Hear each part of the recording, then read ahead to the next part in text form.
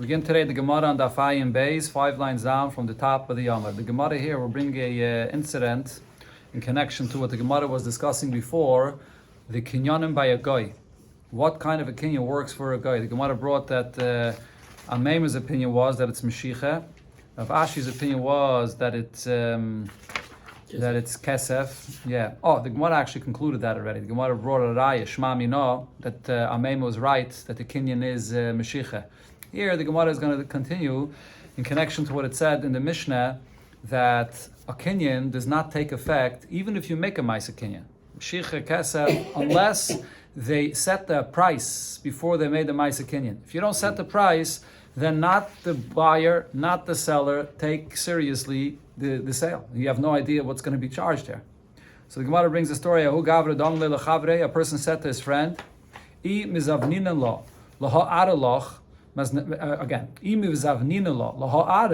if I will sell this property, I'll sell it to you.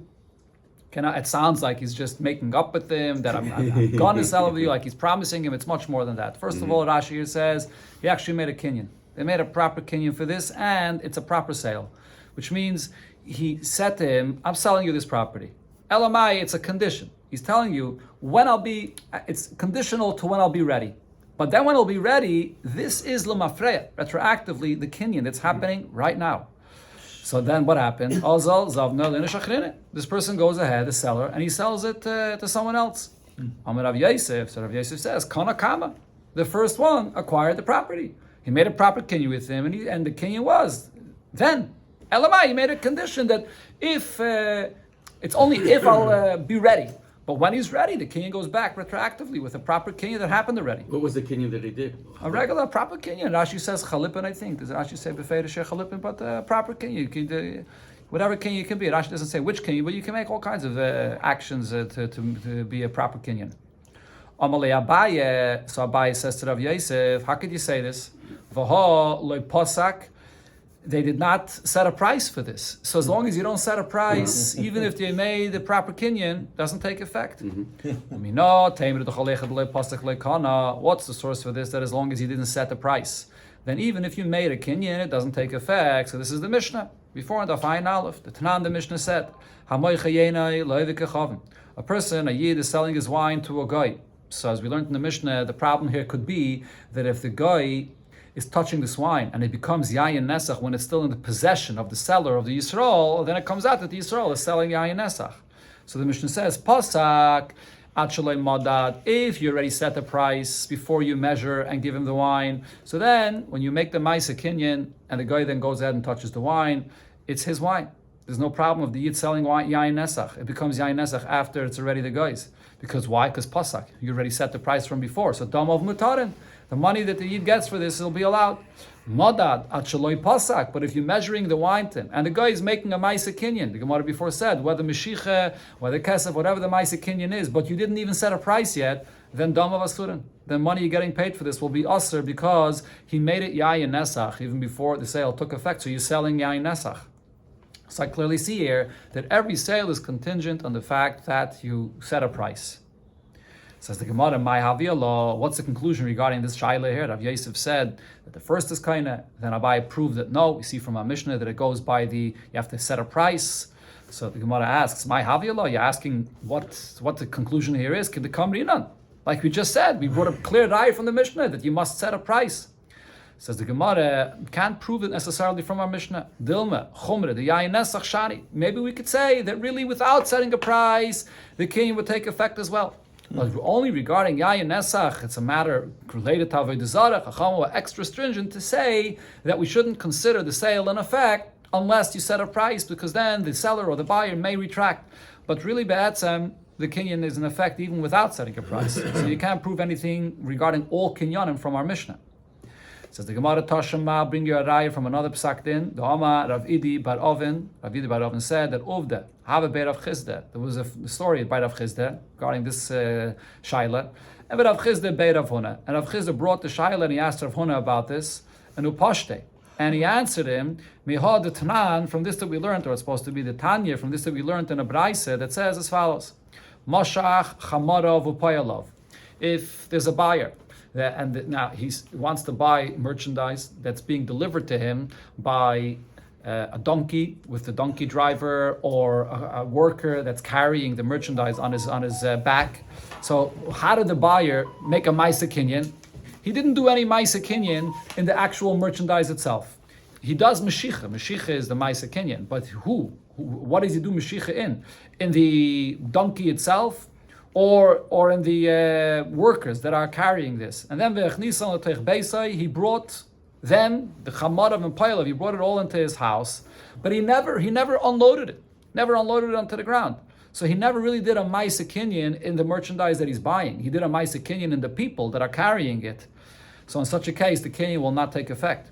Bein Pasak Achalei Madad, even in a case where he already set the price before it was measured, or Bein Madad Achalei Pasak, or if he measured it before the price was set, it doesn't make a difference. Like Kana, he's not going to be Kaina, Ushnei, Michael, Nachsa Behen. The buyer, the seller can retract from the sale.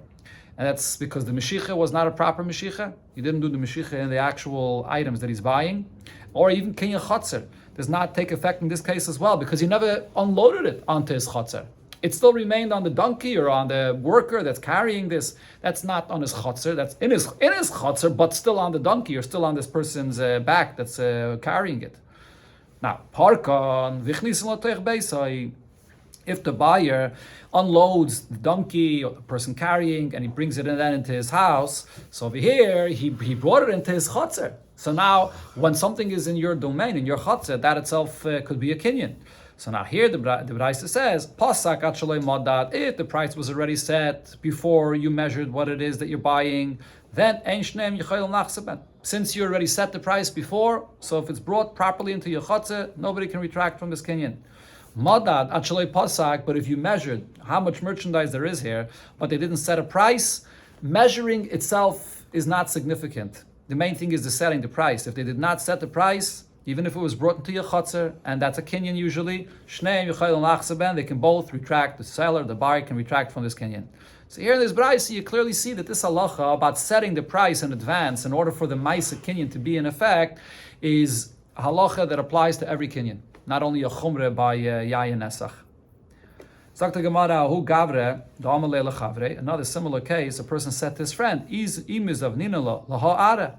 If I sell this property, mizavnina lach, and then I'm going to sell it to you, b'mei zuzi, with 100 zuz. And again, this case is similar to the previous case. He's not just telling him about the future, but they made an actual kinyan now, and the kinyan is in effect right now. But it's with this condition that when I'll be ready to sell, and then it'll take effect retroactively for 100 zuz for you. Now, Ozal, this person went, Zavno l'neshachrine b'mei v'esrin. He sold it to someone else for 120 zuz. So he found another buyer that paid him more.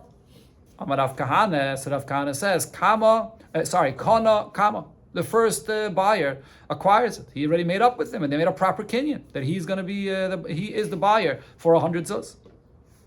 Maskef la Rav Yaakov min Nahar Pekoid. Rav Yaakov from Nahar Pekoid asks on this. No, in this case, the condition of the sale to the first buyer was not fulfilled. Why? Because Hai Zuzi Ansuhu. Over here, it's the higher price that he got from the second buyer that's forcing him to sell to the other person. What this means is, as Rashi explains this, it basically means that the condition that he made with the first buyer was never fulfilled. The condition with the first buyer was that, yeah, I'm selling it to you and we're making a proper kinyan that will take effect, lemafreya, but for the price of 100. If I get a different price of 120, so then there's more money that's forcing me to make a different sale. That's not the fulfillment of the condition that we made. The condition we made is when I sell it for 100, then you're the buyer. But if there's more, there's more that I'm getting paid, so then that's an einus. Einus not in the literal sense, but einus in the sense of that's something different. That's a new opportunity that I had that I didn't expect, and therefore that's not the fulfillment of the condition. He made the condition because he thought he can't get more money for this, but now something new developed. So then that original condition was not fulfilled. So therefore, the second guy is the one that gets it. When everyone wants to make a sale, it's like you can't really rely on this guy. He's not a trustworthy guy. It's not a matter of trust. It's more. It's a condition. He's making a sale with a condition. If you're buying something, make sure there's no conditions and no strings attached. He made a condition that when I will desire, then I'll sell it to you for 100.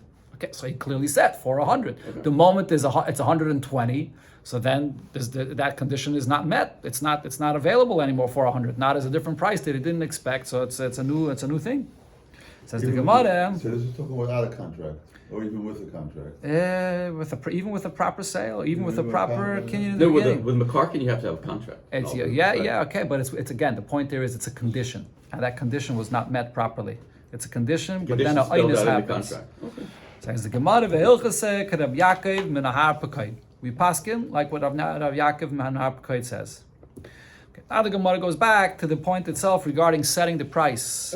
You have to set a price in order for the Maisa Kinyan later to take effect. Amalei, if the buyer says Kiddushaymi Bitlosa, I'm going to sell it to you, but the price is going to be based on what 3 people are going to evaluate it. So even if they didn't evaluate it yet, but they made up that 3 people are going to evaluate this property.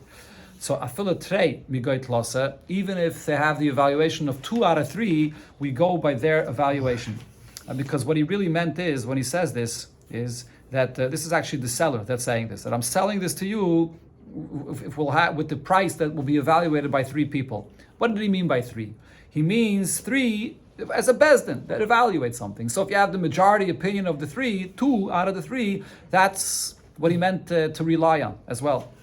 Now, however, if he spells out clearly that it's going to be k'da omri b'klasa, not only, he doesn't say the evaluation of 3, he says like 3 will say. That means that all 3 ad the omri b'klasa. That means that all 3 have to state their opinion that this is the price of this field or this object that he's selling him. He didn't make a price with him yet. No. He's relying. It's based the price on is going to be correct on the appraisal. Yes. Now, if he says another language, Kedeshaymi Barbo, that the price will be set by the evaluation of 4 people. So why is he saying 4 dafka? Usually a bezdin, a majority, we usually take 3 and then 2 out of 3. So he says 4, that means ad omri barbo. That means that all 4 have to say their opinion that this is the price. Then we go by that. And for Kol Sheken, and definitely Heichad Amalei, when he spelled out clearly, not only the Kedeshaymi, the appraisal or the evaluation of 4, but he said Ked Omri Barbo, what 4 people will say. So that means you have to have the agreement of all 4. Now, Amalei, what happens if the seller says Kedeshaymi B'Tlosa? We're going to go by the appraisal of these 3. Now, V'Asa Tlosa V'Shamua, and you have 3 that come along and they evaluate the property and they all say that this is the price. But now the buyer says, I don't rely on these 3. We're going to bring in a different 3. The Kimlu Utfei, they have a better idea of what the price is, and we're going to go by their appraisal. So Rav Papa says, Dinahu, the halacha is the makif, that he can hold him back, and he could say, I'm not relying on this appraisal, I want the appraisal of another 3. Maskefla Ravona Bereder Rav Yeshua says, Mimai Dahani Kim Lutfei. How do you know that these 3 that he's suggesting to go by their opinion, they know better? Del Mahani Kim Lutfei. Maybe there were 3 that already made the appraisal. Maybe they know better. Once their condition was to rely on 3, so then the buyer or the seller can't say that I'm going to rely on another 3. You have the evaluation of 3, that's the price that's set, and that's what the price will be. Right? So we pass like what Ravona Bereder Rav Yeshua said. Which is? That you go by the first 3 that made the appraisal, and that's the price that was set for the sale. The chayv they chose, both parties chose it. Well, they didn't choose the specific people, but nevertheless, once they made the appraisal by these 3, you can say, I want a different appraisal company, or I want someone else to... The Parshat Shavua, you have these judges that decide. Okay, let's continue. The Mishnah. Zok Teilige Mishnah, back to the halachas of Yayin Nesach. Notal es a mashpech, if a Yid that's selling wine, and he's pouring the wine into the barrel of a guy. How is he doing this? He's using a funnel. So he takes this funnel, modad, and he measures the wine and pours it into the jug of a guy. But then the Chazar, he uses that very same funnel, and he's now measuring and pouring the wine through this funnel into the jug of a Yid. So now it could be a problem here. If this funnel at the bottom of it has this lip where the wine gets stuck there, then also you can't use that same funnel that was used to pour wine for the guy to then use it for the Yid. Okay, the Gemara will explain what the problem over here is. I mean, if the bottom of the funnel did not touch the wine inside the barrel of the guy, similarly, there should be no problem. The wine just flowed through, but it didn't touch the wine of the guy. Gemara will explain. Another case, hama'ara, mikeli el keli, a person that's pouring wine from one vessel to another. So es she'ira mimeno, the wine that he actually poured out into the bottom vessel, let's do that again. Es she'ira mimeno, the wine that's coming out from the vessel, or the top vessel where it's coming from, mutter, that will be allowed. The es she'ira l'toichai, the wine that he poured into the bottom vessel where it's going into, aser, that wine will be aser. Okay, what exactly the case? Again? It belongs to the guy. Let's see. This case, the Gemara will explain exactly what this case over here is. Okay, Rashi here brings the maskan of the Gemara that the case over here is that we're talking about a guy that is pouring this wine from one vessel to another. It's not a yid. First part of the Mishnah is talking about a yid that's pouring the wine. This part of the Mishnah, the maskan of the Gemara, is talking about a guy that's pouring the wine. Now, the halacha we learned before in the Masechta is that a guy, not only when he touches the wine himself physically, does he make it aser, but even just the koyach of the guy that causes the wine to stir and to move will also be aser. So the flow that comes out of the vessel into the bottom vessel of a yid through the koyach of the guy will aser that wine. Okay, but Rashi says the wine that's in the vessel that the guy is actually pouring remains mutter. Interesting thing. Gemara will explain this. Okay. So the Gemara, to explain our Mishnah, it begins with another Mishnah in Masechta Taras. Tanan Hasam, we learned in the Mishnah where it says, Hanitzuk, when you have a stream that's flowing. So let's say, for example, when this is a stream in midair, like the water that flows from the roof, and when it rains and it flows down, the rains, so it's one long stream that flows down. Or katafris, when you have water that's flowing on a area which is a slope, and the water is flowing down. So this is on the ground. Or umashka tefeach, or you have water that's still in one place, but the moisture of the water there is going to make you wet if you touch it, but it won't make you that wet. After you become wet and you try to touch something else, the third thing will not become wet. This is what's known as this tefeach al menasla tefeach. You could touch something that it'll make you wet enough that then when you touch something else, it'll also become wet. Over here, though, it's talking about mashke tefeach. You touch it, you'll feel moisture, but it won't make something else wet as well. So all these cases, einay chibur, this cannot create a connection. Loy letumeh, not if it's regarding the halachas of tumeh. So if you have one tumeh, one pool of water which is tameh, and another pool of water which is not, and then you have in between one of these that are connecting them, whether the nitzuk, the katafris, or the mashke tefeach, that will not create a connection that then the tumeh, that will become one big entity, that it joins them together, that the tumeh will transfer also to the other place of water that's connected through this. And also v'leil tara. This cannot be considered to be a connection to be used for tara. This would be for a mikveh. If you have a mikveh that's missing the right amount of water, a mikveh is supposed to be 40 saw. What's if the mikveh is missing that amount? But it's connected to something, to additional water. How? Through this nitzuk, this stream, or this flow of water that's flowing on a slope, or this mashke tefeach. These are not considered to be a connection to make this mikveh kosher. However, if you have water that's still, that remains in that a pool of water that remains in one place, it's not flowing, it's not a katafris, but it's in one place, in a flat area, that water that's there, chibur, is going to be water that can create a connection, l'tumeh or l'tara, both for tumeh and for tara. Okay, so the water that's in one place, that is something significant which could create a connection.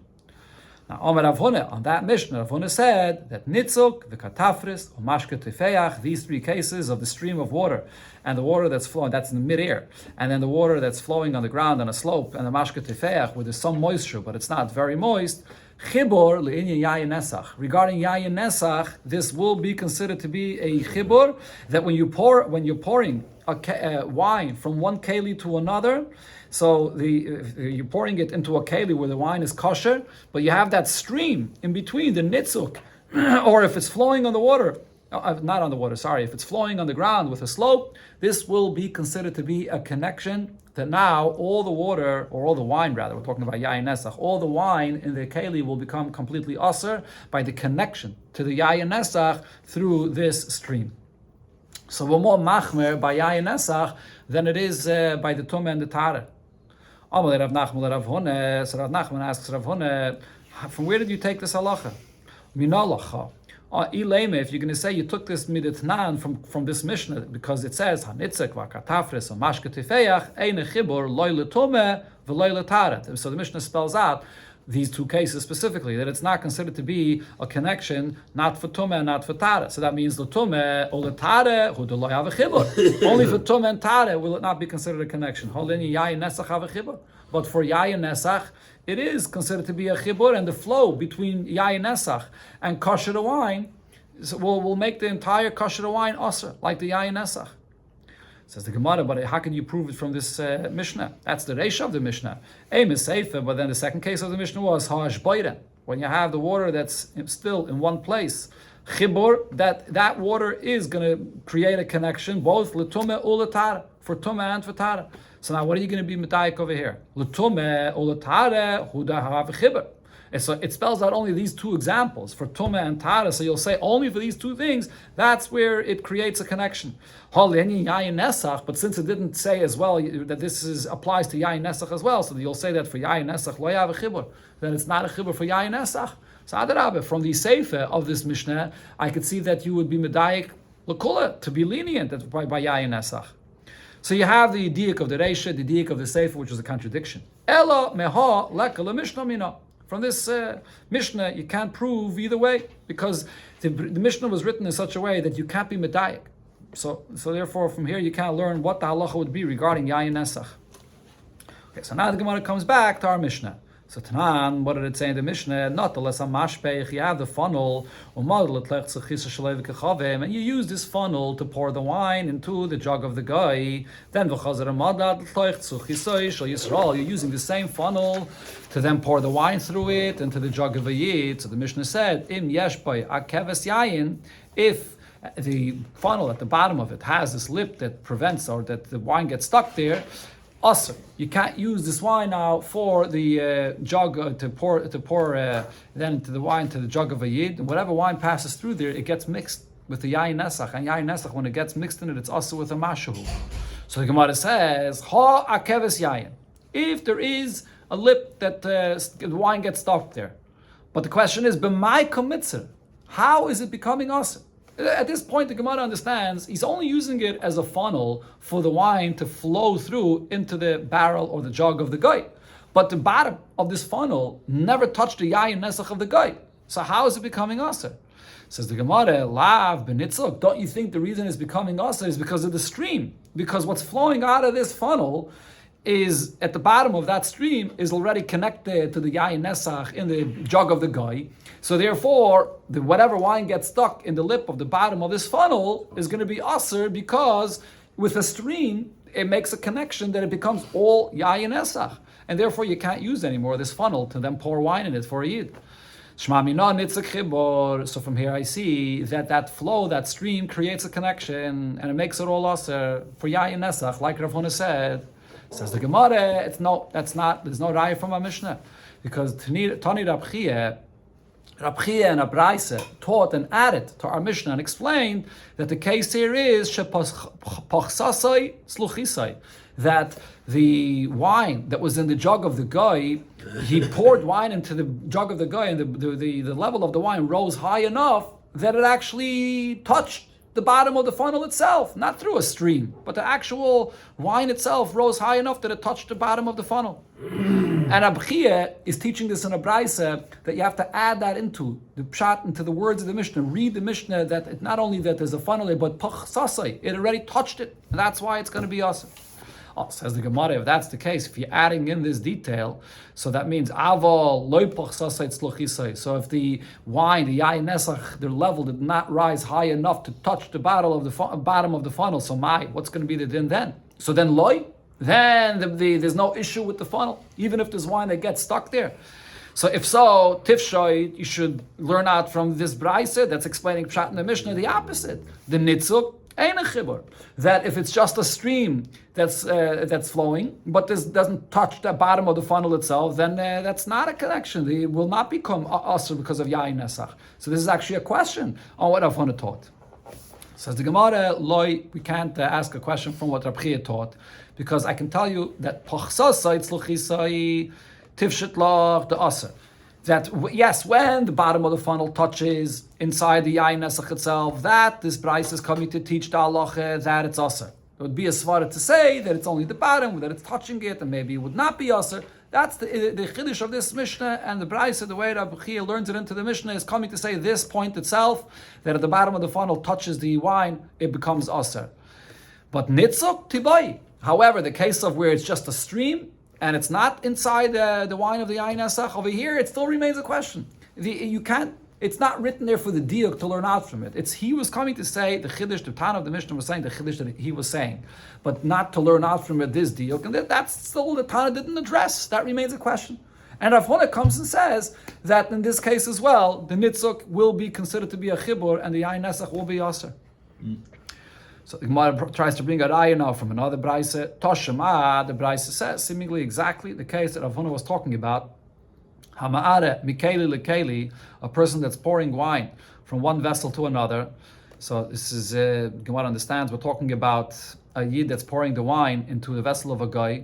Es shemara mimenu mutter. The wine that you're pouring out from the vessel that you're pouring it out from will be mutter. What's still inside that vessel, that it's where it's coming from, that's mutter.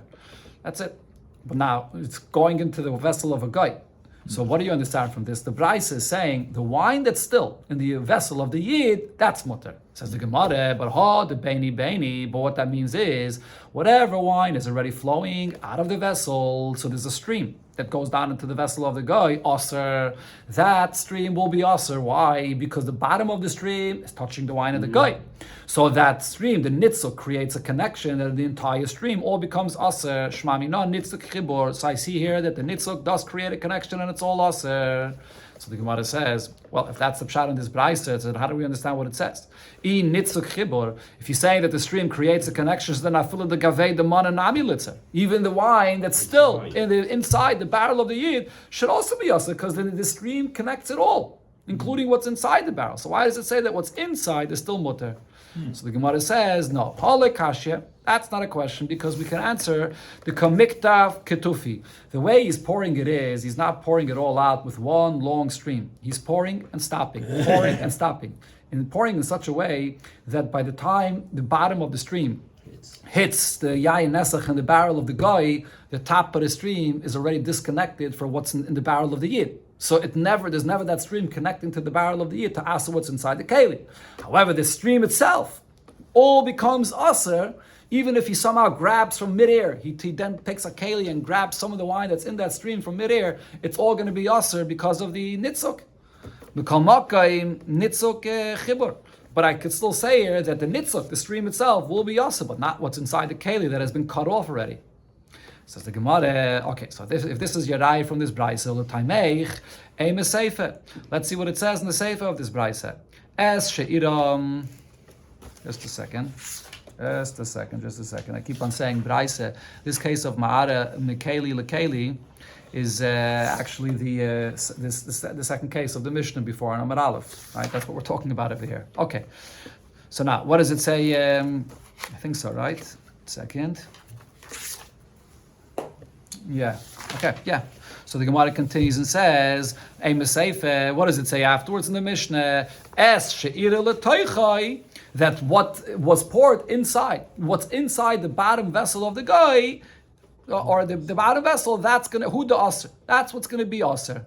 So now, what do you see from the second half of what it's saying here? It says that what's in the top vessel of the yid is going to be mutter.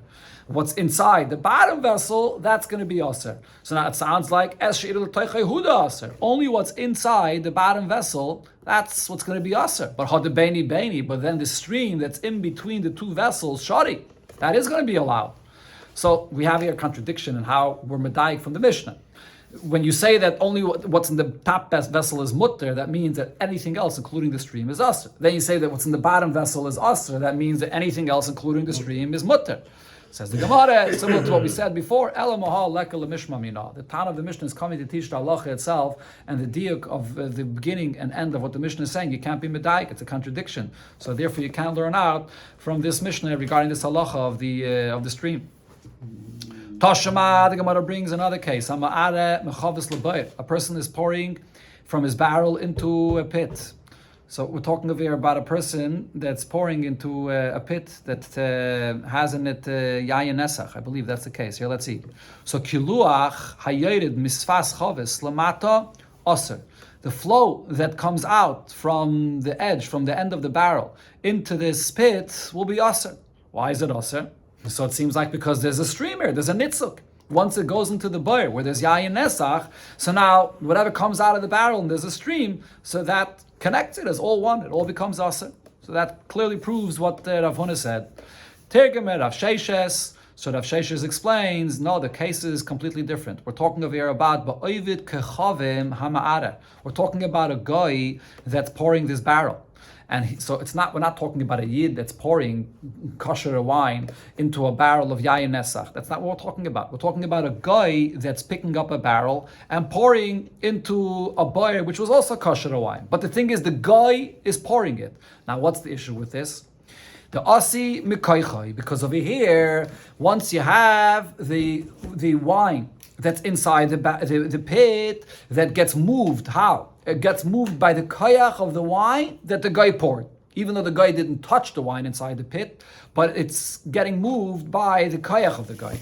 So in such a case, it's going to be aser. The wine inside of the pit is going to be aser. So the Gemara asks, if that's the reason why the wine inside the pit is going to be aser, is because it's the koyach of the guy pouring that's moving the wine inside the pit. So if it's a guy that's pouring this wine, so then the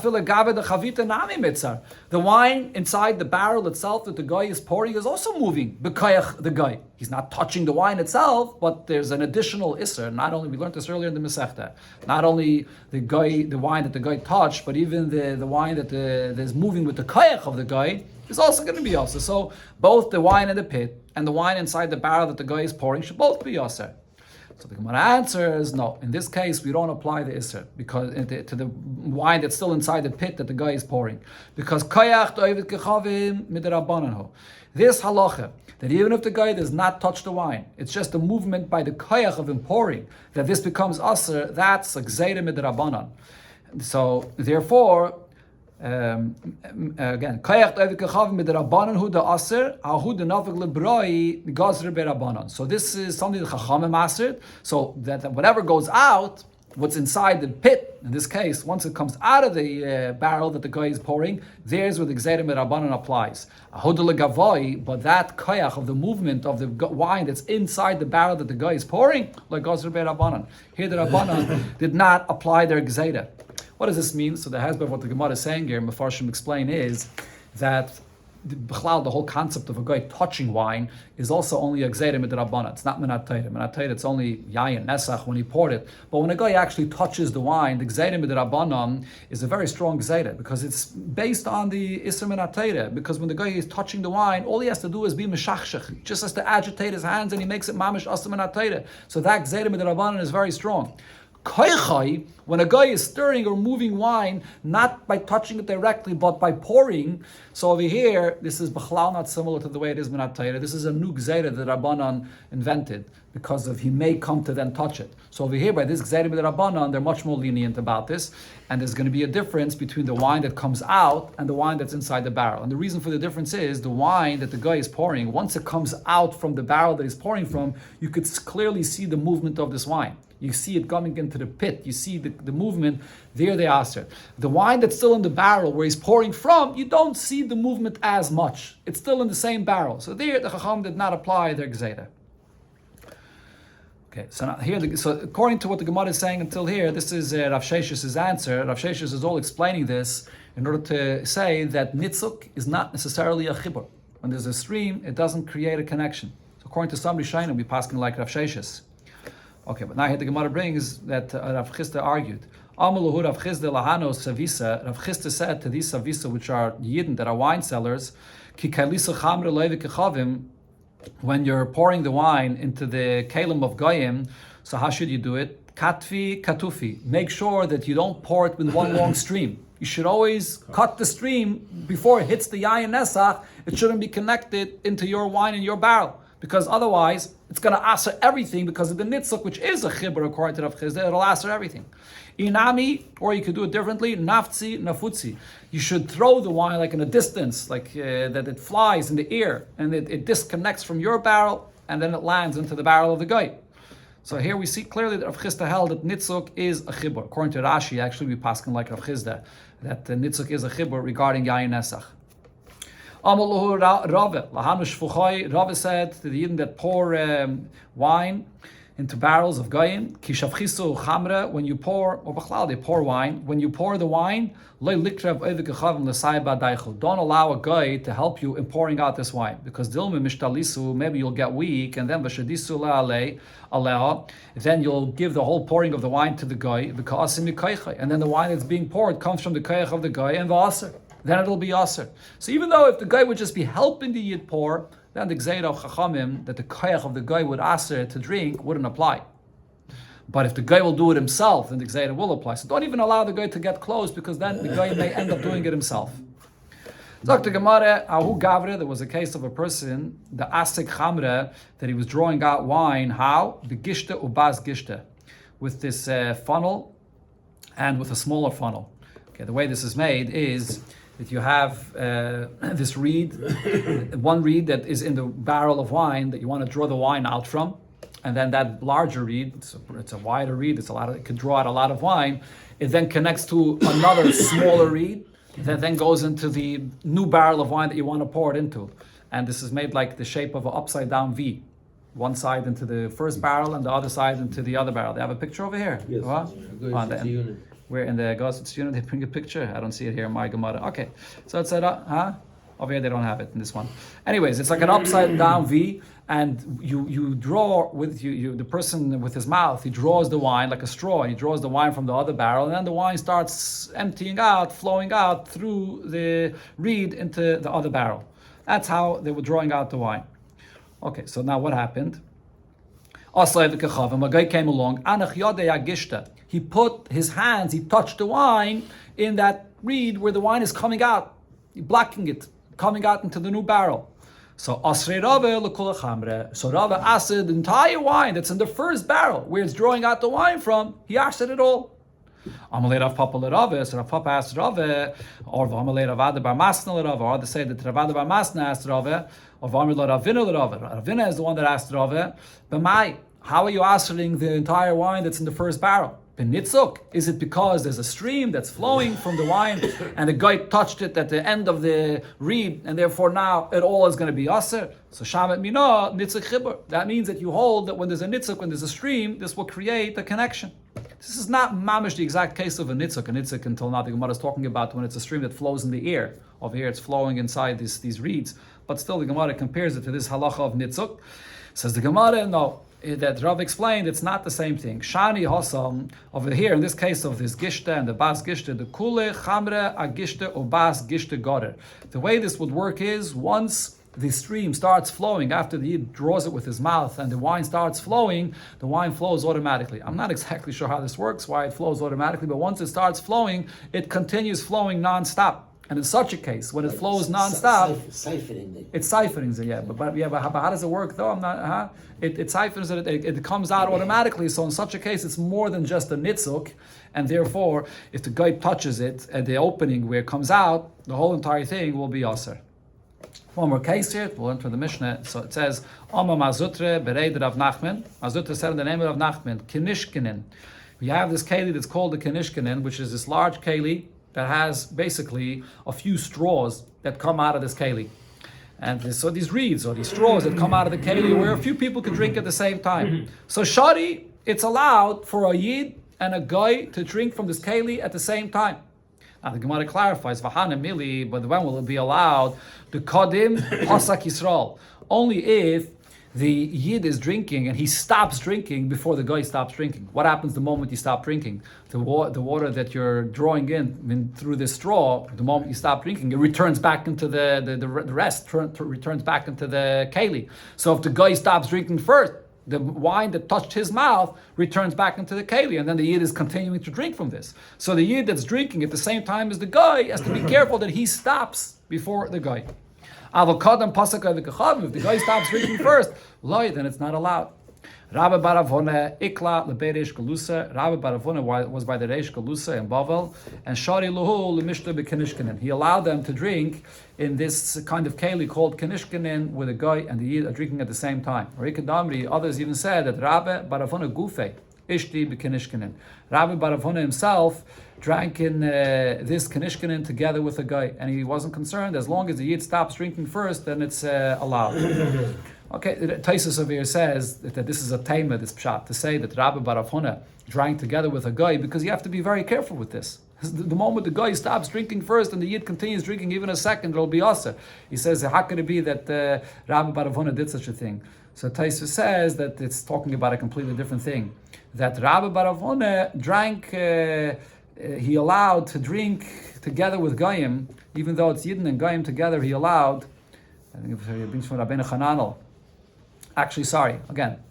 No, that this is, it's not with Goyim B'chlal. That's what it is. Taisus over here says that this is not, the Hanhoga of Rabbi Baravona was not together with Goyim, but it was this big keli that they would all drink together out of the wine, and he allowed them to drink from this, even though it's certain things, Chachamim Asad Bizman Azeh, not to have too much simcha after the time of Churban, but this kind of drinking of wine he allowed. Yeah, with Yidden though, not with Goyim. That's Taisus' pshat. This has nothing to do with Goyim, because he says Taisus says it can't be that Rabbi Baravona would do such a thing together with a guy.